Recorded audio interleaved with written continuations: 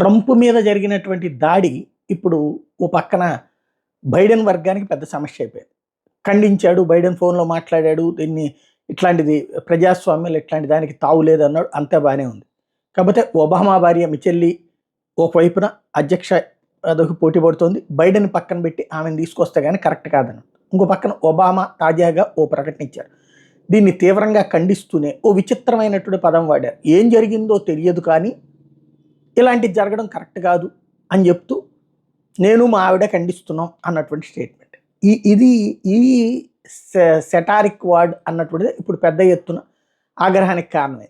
ఏం జరిగిందో తెలియదు కానీ అంటే తెలుసుకోవాల్సినటువంటి అంశం కదా, తెలియకుండా ఖండించడం ఏంటి అన్నటువంటి. అంటే ఇక్కడ ప్రధానమైనటువంటిది although we don't yet know exactly what happened అన్నటువంటి పదం ఏదైతే ఉందో దాన్ని ప్రతి ఒక్కళ్ళు ప్రశ్నిస్తూ వచ్చారు. ఏంటి ఈ పదజాలం అన్నటువంటిది, ఖండించేటప్పుడు ఘాతుకానికి పాల్పడ్డటువంటి వాడిని ఖండించడం మానేసి ఈ తరహా వాతావరణం ఏంటి అన్నటువంటి ప్రశ్న రైజ్ అవుతుంది.